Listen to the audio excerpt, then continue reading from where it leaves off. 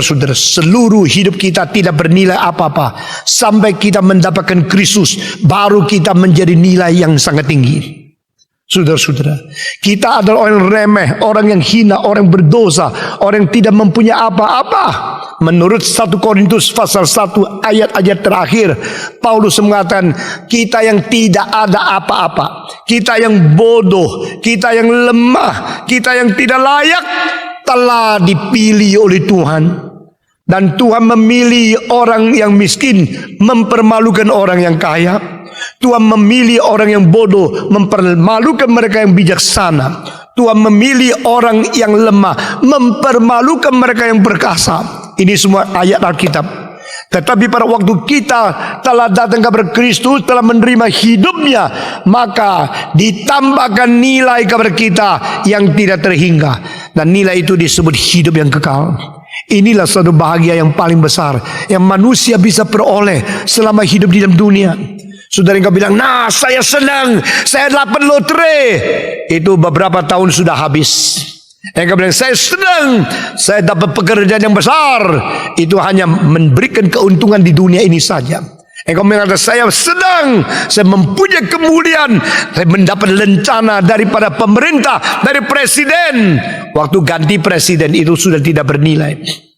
Saudara-saudara, nilai-nilai dunia ini sementara. Nilai-nilai dunia ini fana. Tetapi pada waktu engkau menerima Kristus dan Kristus masuk ke hatimu, hidup kekal diberikan kepada engkau, engkau menambah nilai secara tidak terhingga. Itu sebab engkau akan hidup bersama dengan Dia di dalam surga untuk selama-lamanya. Because He had given the eternal life to those who are given by Father to Him. Minggu lalu kita telah membicarakan yang Bapa berikan kepada anak sebagai pusaka.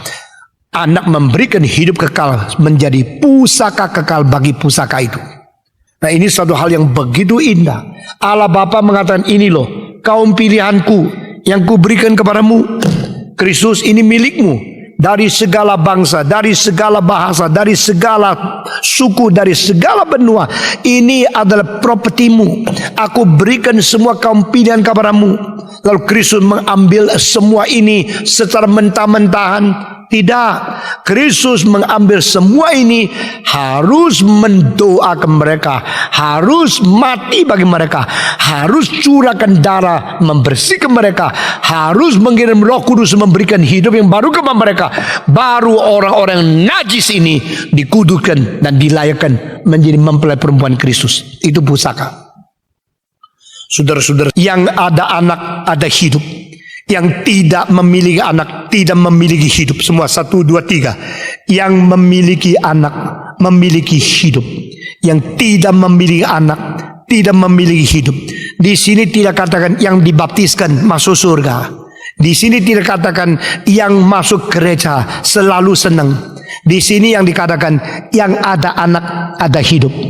Yang tidak ada anak tidak hidup. Kunci rahasia adalah di dalam anak Allah. Kunci hidup yang kekal adalah percaya kepada Dia yang sudah menyerahkan nyawa bagi kita masing-masing. Believe in Him, accept Him as your personal Savior. This is the key of the eternal life. Sama seperti apa Yesus berkata kepada Bapa, percaya kepada Engkau Allah yang Maha Esa, dan percaya dan mengenal kepada Yesus Kristus yang Kau utus. Inilah hidup kekal. Hidup kekal tidak ada di dalam agama. Hidup kekal tidak di dalam gedung gereja. Hidup kekal tidak ada di organisasi administrasi. Hidup kekal tidak ada di dalam pikiran manusia. Hidup kekal ada di dalam anak Allah yang tunggal, yang menjadi manusia, yang menderita, yang mati, yang dipaku, yang mengalirkan darah. Hidup kekal ada hanya di dalam satu pribadi. Siapa itu? Yesus Kristus. Maka di sini katakan yang memiliki anak, dia memiliki hidup yang kekal. Yang tidak memiliki anak, ini tidak memiliki hidup yang kekal. Dan ini adalah istilah yang khusus dipakai hanya oleh Yohanes. Saudara-saudara, Paulus tidak muncul kalimat seperti ini. Yakobus tidak muncul kalimat seperti ini. Petrus juga tidak muncul kalimat seperti ini. Tetapi Petrus pakai mengatakan kita adalah batu-batu hidup. kita adalah batu-batu pembentuk bait Allah, yaitu tubuh Kristus yang hidup. Maka kita batu hidup, living stone. Itu ada hidupnya di dalam. Kita mempunyai hidup. Tetapi di dalam anak saja baru kita mempunyai hidup. Kalau kita tidak memiliki anak, kita tidak memiliki hidup. Itu istilah istimewa, istilah khusus, cara ekspresi daripada satu-satunya Rasul Yesus Kristus, yaitu Yohanes. If you have son, you have the eternal life. If you do not have son, you do not have eternal life. Di sini kunci engkau diselamatkan atau tidak. Nah, saudara-saudara, sayang sekali kalau kita ikut kebaktian, ikut kebaktian berpuluh-puluh tahun menjadi anggota, akhirnya ternyata belum diselamatkan. Sayang sekali kita ikut melayani, ikut membesuk, ikut ini, ikut dia, akhirnya tidak masuk surga. Siapa yang masuk surga? Surga tempat yang kekal, hanya dihuni oleh orang yang mempunyai kartu penduduk hidup kekal. Gampang sekali. Eternal life, to live in the eternal city. The eternal city is forever and ever. Only if you have Jesus Christ, you have the eternal life to enter into the eternal city. Hidup kekal diberikan kepada orang supaya dia layak hidup di dalam kekekalan. Hidup kekalahannya di dalam Kristus. Maka engkau harus tanya, setelah begitu lama saya menjadi orang Kristen, saya sudah memiliki Kristus atau belum? Orang Kristen tanpa Kristus lebih kasihan dari mereka yang belum mengenal Kristus. Orang Kristen sudah beragama Kristen tapi tidak Kristus lebih kasihan dari mereka yang belum pernah mengenal kekristenan. Karena mereka yang belum kenal kekristenan, kalau diberitakan Injil mungkin mereka sadar menerima Yesus Kristus. Tapi orang yang sudah di dalam tidak sadar, hanya senangnya di sini cari kawan, cari pacar, cari partner perdagangan, cari opportunity, tapi tidak tahu apa sebabnya kita datang kepada Tuhan. Engkau tidak memiliki Kristus, engkau lebih kasihan dari orang di luar. Saudara-saudara, mari kita koreksi, mari kita introspeksi, mari kita sendiri tanya diri, sudahkah saya memiliki anak Allah? Sudahkah saya memiliki hidup kekal dari Yesus Kristus? Sesudah itu, maka kita masuk ke ayat ke-13. Di sini dikatakan, aku tulis semua ini kepada kamu, supaya kamu tahu kamu memiliki hidup. Ini ayatnya. This I write to you in order to let you know that you possess the eternal life. Berarti apa? Orang penerima surat itu sebelum menerima surat mereka tidak tahu kalau mereka sudah ada hidup kekal. Mereka kira mereka belum diselamatkan. Mereka kira mereka mencari-cari. Sekarang di dalam Kristen saya menyusut menjadi satu lingkaran. Di dalam gereja ada dua macam orang. Semacam orang sudah diselamatkan tapi tidak tahu dan tidak ada kepastian sudah diselamatkan, sehingga masih hidup gentar, hidup takut, hidup baik-baik, ketakutan tidak diterima oleh Tuhan. Ada semacam lagi sudah diselamatkan dan tahu dia sudah diselamatkan dan dia menikmati akan sukacita yang baik. Di antara ini masih ada satu macam lagi yang menjadi side effect di antara dua macam, yaitu yang sudah diselamatkan tidak tahu, yang sudah diselamatkan tahu, yang ketiga yang tidak diselamatkan tapi anggap diri sudah diselamatkan. Sekali lagi ya, pertama yang sudah diselamatkan tapi dah tahu diri diselamatkan. Yang kedua yang sudah diselamatkan dan tahu sudah diselamatkan. Baliknya ada semacam lagi yang belum diselamatkan tapi menganggap diri sudah diselamatkan. Yang mana paling baik? Yang mana paling baik? Yang mana paling jelek? Yang ketiga, yang mana paling kasihan? Yang satu. Inilah ayat ini untuk orang yang kasihan. Mari kita membaca bersama-sama. 1 Yohanes pasal 5 ayat 13. Semua 1, 2, 3. Semuanya itu kutuliskan kepada kamu supaya kamu yang percaya kepada nama anak Allah tahu bahwa kamu memiliki hidup yang kekal. All this I write to you to let you know that you believe in Jesus Christ, you have eternal life. Yohanes tidak sembarangan. Yohanes tidak mengatakan, saya tulis ini supaya kamu tahu kamu diselamatkan. Tidak. Yohanes mengatakan, saya tulis ini kepada kamu, semua ini supaya kamu tahu bahwa semua yang percaya kepada Allah di dalam Yesus Kristus, dia mendapat hidup kekal. Jadi dia kasih syarat. If you do not believe in Jesus Christ, you do not have. I read to you, do you know? Do you know that if you believe Jesus, you have the eternal life? Satu kali ada seorang pendeta disuruh mengkuburkan ayah dari seorang Kristen yang anggotanya. Anaknya sih anggota, papanya tidak. Tapi itu anak tunggal. Waktu papanya mati, anak tunggal bilang, gereja sajalah yang kuburkan papaku. Karena dia anak tunggal kok. Jadi pendeta pergi mengkuburkan. Tapi dia bilang, gimana ya saya mesti khotbah? Atau saya mesti doa, Tuhan, dia telah pulang ke surga. Ini belum diselamatkan kok. Cuma anaknya anggota. Jadi kalau dia bilang, Tuhan, pujimu telah panggil dia pulang. Ini belum Kristen kok. Tapi kalau bilang, Tuhan, dia masuk neraka. Semua marah gimana ya? Pendeta itu susah ya.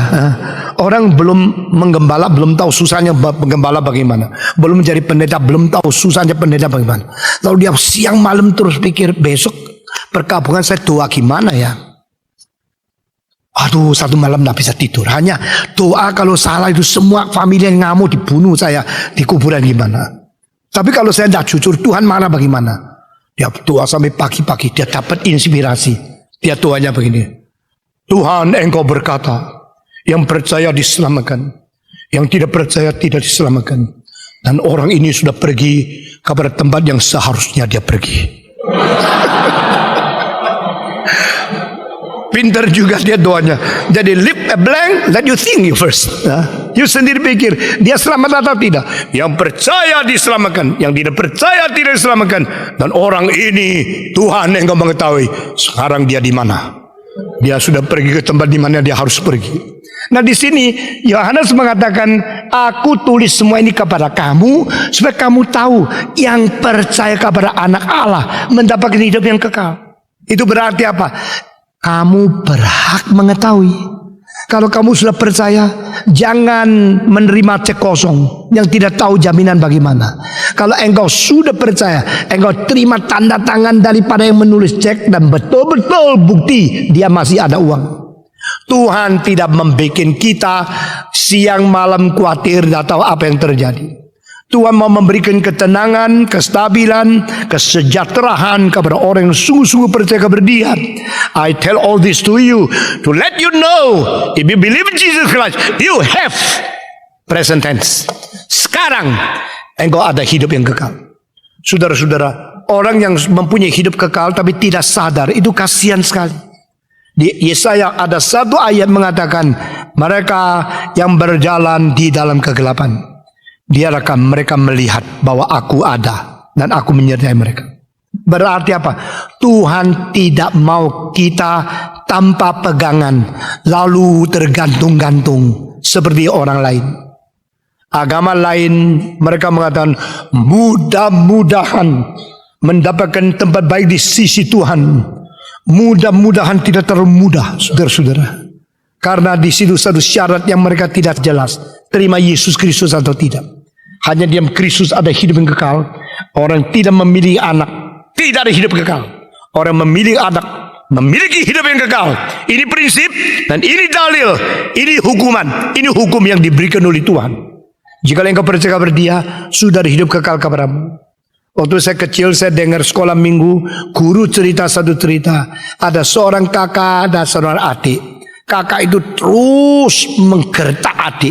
Kakak itu terus menindas, menekan adik. Sehingga adik itu takut sekali sama kakaknya. Dan makin takut, kakak makin berani. Makin berani, adik makin takut. Makin takut, kakak makin keras sama dia.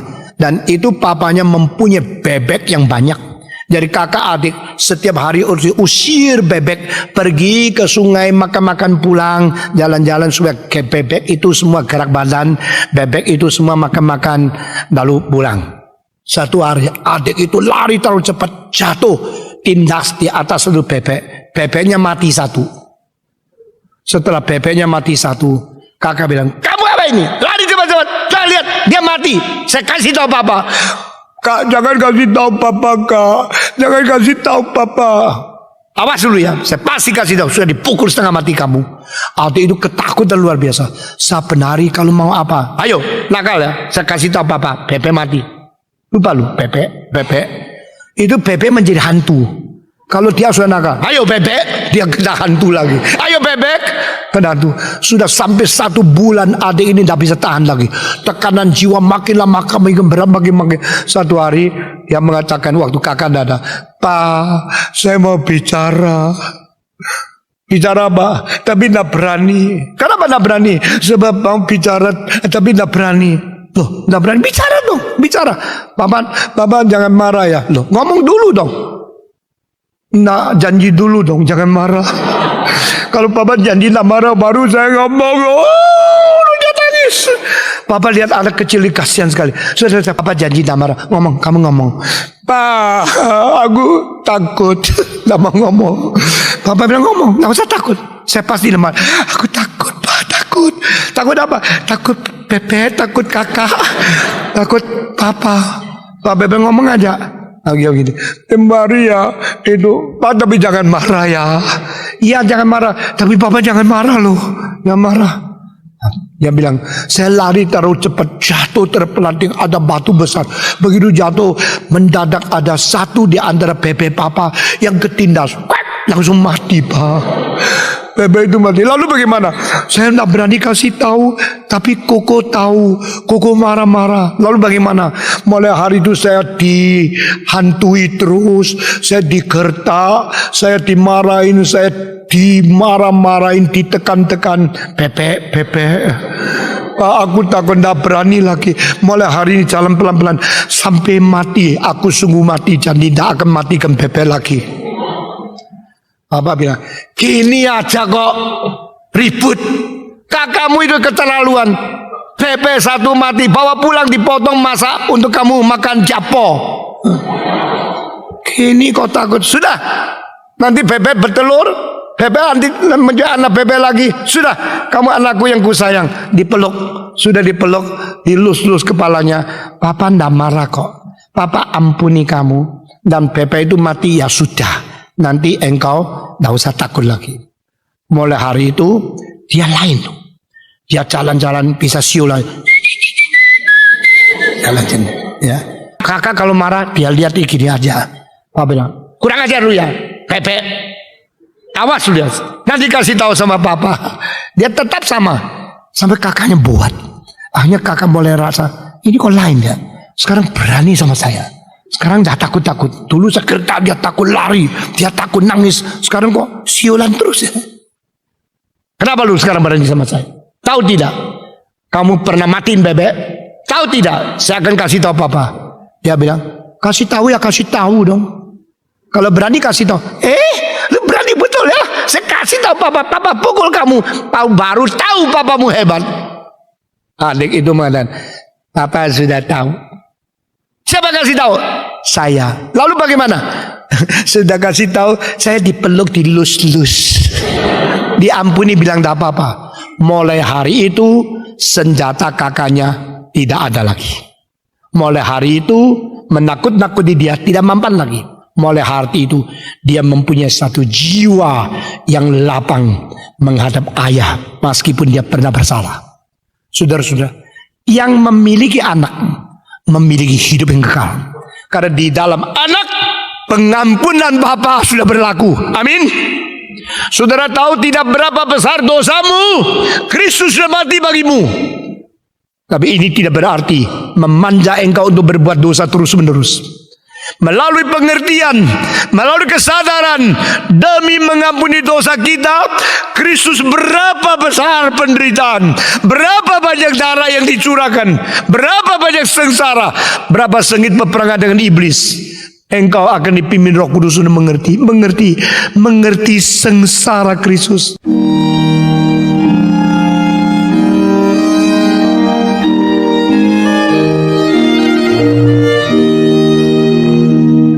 Thank you for the happiest year of my life.